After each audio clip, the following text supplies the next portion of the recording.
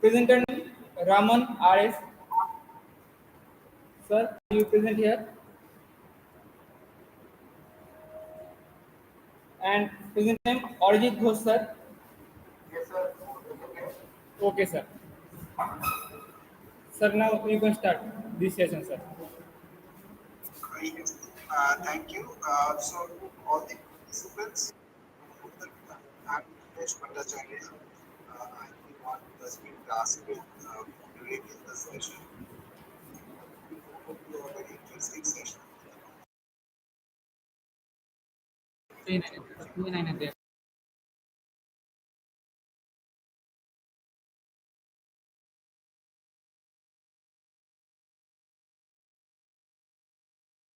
Maybe summarize everything that you have in your paper in these 10 minutes. So, what you can do is maybe just talk about the most important sort of things, that you have, and the just sort of try and ensure that you can stick to that time limit so that everyone can finish their presentation in this 1 hour session, and we can have a little bit of time for question and answers as well. So I will request the first person, um, and if I'm not wrong, that is from Vishwabharati. Um, Yes, sir. yes. Sir, I'm extremely sorry to interrupt. Yes. No. No. Tell me. Sorry, sir, I have sent the PPT in the group and the convener ma'am also. So have you received my PPT since I'm not able to paste my PPT in my system due to some technical glitches? So have you received that PPT, sir? Okay, I haven't got the PPT at the moment. I don't know whether someone among the organizers, if there is someone here, if you have it, uh, we'll when we come to your presentation. In the meantime, we'll just find out whether we have it. Okay, sir. Can you just Thank tell you. me Thank you, the sir. Thank you title? for understanding. Thank you, sir. Can you tell me the title of your presentation, please? Living on the Oars, Exploring Riparian Livelihoods and Climate Crisis in the Context of Rivers Mahananda and Fulahar. I'm I trying have to just I'm trying to find that out. In the meantime, Simran Parveen from the Vishwabharati University, if you can just start your presentation. Okay. Thank you. So just give me a minute. I'm sharing my presentation here. Sure.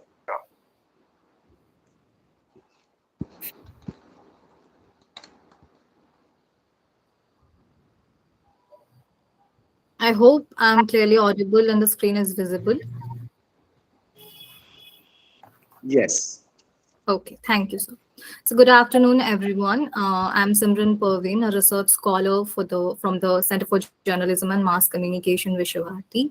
And today I'm going to present my paper titled Women's Digital Testimonies and Emotional Resilience in the Aftermath of the North Bengal Floods 2025. Now, moving forward to the introduction, the study emerges from the growing concern over climate disaster in South Asia, one of the most vulnerable regions globally. Repeated floods, landslides, cyclones have intensified in recent years, and studies by organizations such as UN Women show that women are among the most affected one, both in terms of the physical displacement and the emotional toll. In October 2025, the North Bengal floods devastated several districts, leaving thousands homeless, disrupting livelihoods, communication, and social networks. But beyond the visible damage to homes and lands, there was another dimension, which is an emotional and communicative crisis that often goes unnoticed. In such movements, digital platforms such as YouTube, Facebook, and online news portals have become a vital space where women share their testimonies, emotions, and appeals for justice.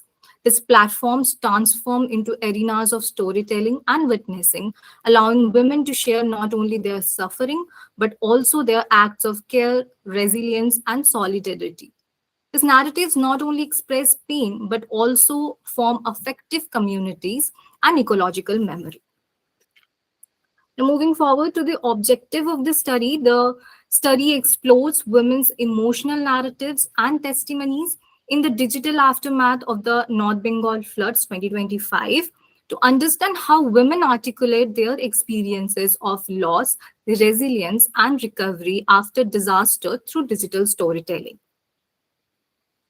Moving forward to the research gap, while disaster communication studies often document the infrastructural damages and the institutional responses, they rarely explore how women emotionally and digitally narrate their experiences in the aftermath of the climate crisis.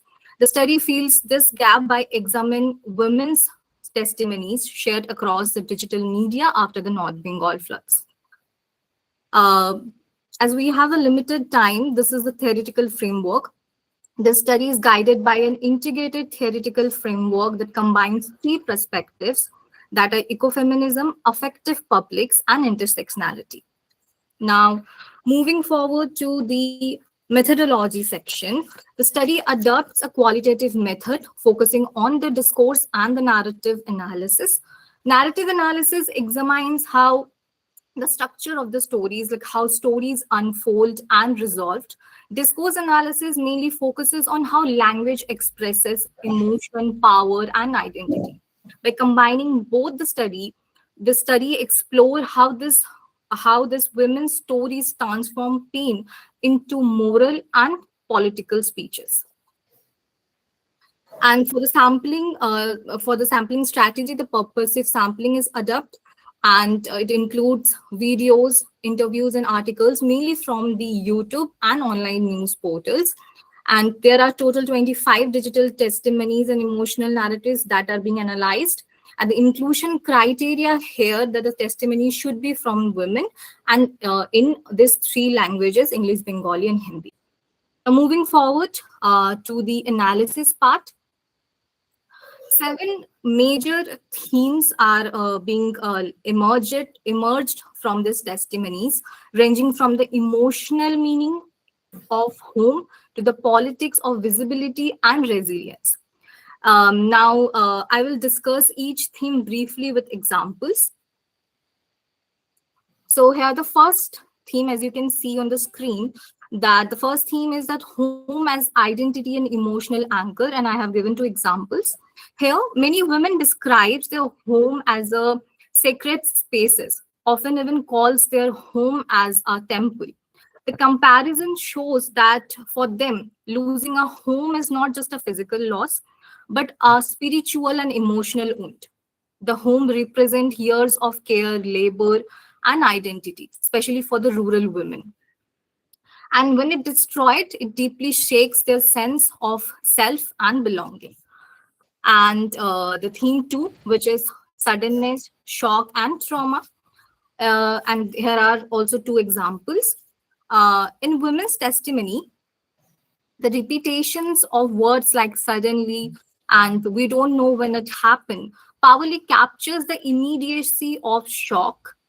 Linguistically, these phrases show how language itself bears the trace of trauma. Times became divided into before and after, marking the disaster as a both emotional and temporal rupture in their lives. And the third theme is gendered survival and care work. Even in this situation, caregiving remains the central theme for their narratives. Women speak of protecting children, saving animals, caring for neighbors as an act of moral responsibility. This reminds us that women's resilience often manifests through care, a form of strength that is deeply gendered yet profoundly human. Within the patriarchal constraints, they continue to act, to protect, and to rebuild. Now, moving forward to the fourth theme, which is institutional absence and demand for recognition. Here, the emotion turns political. The please tell the government and to arrange something expresses both helplessness and protest. These are not that mere complaints, but active claims for recognition. Through their words, they assert that their right to be seen, to be heard, and to be cared for. Their testimonies transform grief into a moral witnessing, demanding accountability from those in power. Now, the fifth theme is affective witnessing and collective voice. As their narratives unfold, we notice a subtle but a significant shift from I to we. This shift marked the transformation of private suffering into a collective voice. In doing so, women rebuild community through shared emotion. This is the essence of active publics, where the emotion circulated not as weakness, but as a source of solidarity and resistance. And for the sixth theme, it is interrupted aspiration and future loss. The disaster does not just destroy homes, but it erases imagined futures. The younger women's stories reveal dreams interrupted, the dreams of education, of self development, of mobility. And these narratives expose the long term emotional toll of climate events. Ma'am, sorry for interrupting. Yes. You have left 8 minutes and you have more 2 minutes. Please Okay, conclude okay, quickly. Okay, okay. ma'am. I will Thank you. conclude by in 2 minutes. Thank you, ma'am. Okay. Showing how disaster reproduce gender inequalities across time, often quietly and invisibly. And the last theme, which is resilience and hope amid devastation. Their voices carry not only pain but also hope, a hope that is moral, grounded in care, and deeply intertwined with survival. This hope is not denial, but it is a form of emotional reconstruction. Narrating their stories, these women reclaim agencies, turning suffering into strength and testimony into resistance. Now, coming to the conclusion, in conclusion, these women's testimony are not just stories of suffering, but they are the narratives of loss, discourse of resistance, and acts of resilience. These narratives also demonstrate how women reclaim visibility, not as victims, but as a survivor and caregivers. Together, these stories form alternative archives of disaster, emotional, digital, and feminist.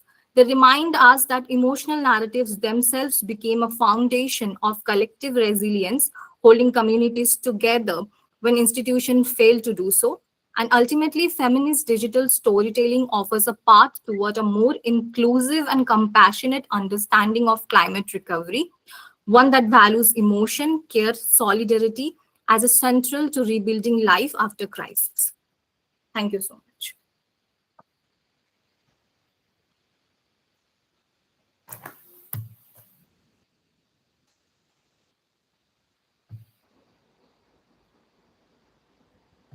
Thank you so much, Simran, and also for sticking to the time limit. Do we have the question and answers now for this particular presentation? I'm just requesting anyone from among the organizers, can we have the question and answer now? I think let's just do it for a couple of minutes. If anyone has a question, please keep it short and ask.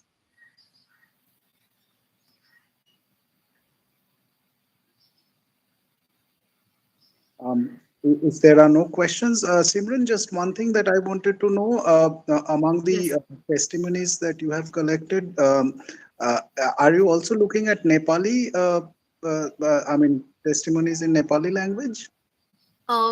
So actually, I have like searched for the testimonies by women who are being affected by this North Bengal floods. It can be anyone. It can be the tourist. It can be the local people who live there. So I have collected, and one thing that I should mention is that there are very few testimonies by women, and also there are very few testimonies available on the mainstream platforms. Right, right. Okay, okay. Thank you, thank you. Thank you so much. If we can move on to the next one, Ms. Chiru, I'm sure that we are all going to make mistakes with pronouncing your first name. Please excuse us for that. Is it how do you pronounce it? It's Naknine Chiru. Right. Naknine Chiru. Am I audible, sir? You are. You are. Yeah, okay. So I would request Ms. Chiru to continue with her presentation then. Okay, so okay, sir, just give me 1 minute. I would like to share my PPT. All right. And in the same breath, I would just like to assure Santosh sir that your PPT is with me, so I will share it when the time comes. Yes, Okay. Ms. Trivu, you can. Okay. Respected dignitaries and my co-presenters, good afternoon, everyone. I'm Nagini Chiru. I'm a research scholar from the Department of Social Work, Assam University, Silchar. So I would like to present on the topic of surviving and thriving post-disaster resilience of the Khasi community in Northeast India.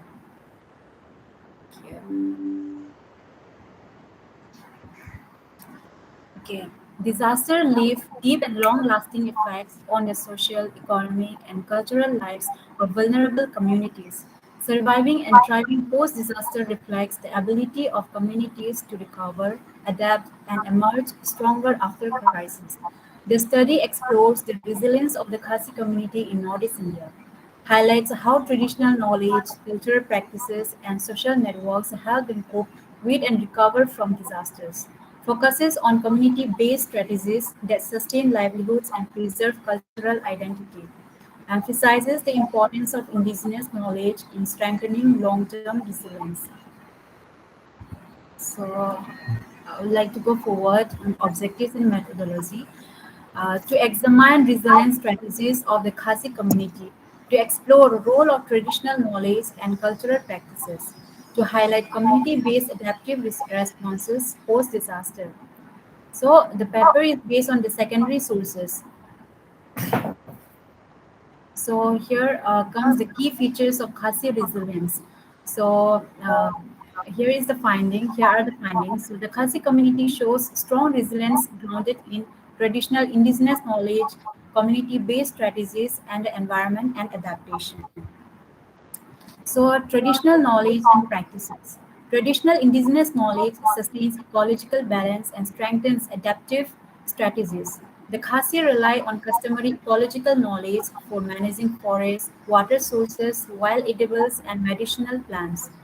Sacred groves and Yes. community protected areas preserve biodiversity and maintain environmental stability. Practices like diversified farming, traditional climate forecasting, and collective resource management help communities cope with and recover from environmental stress. Knowledge passed through generations guides sustainable living and resilience in changing climatic conditions. So let's move forward to the next one. That is the community-based strategies. Collective community response ensures quick and coordinated disaster recovery. Mutual aid systems and cooperative work traditions strengthen unity and resilience. Social cohesion promotes long-term recovery and collective well-being. Indigenous governance institutions like Dorbar Strong and clan councils regulate resources, enforce rules, and mobilize community action. These traditional bodies successfully manage forest protection, watershed regeneration, and livelihood programs through collective decision making. Collaboration between customary and formal systems enhances effective governance and rapid disaster response. And the environment and adaptation. Hilly terrain and ecological conditions influence adaptive strategies and environmental stewardship.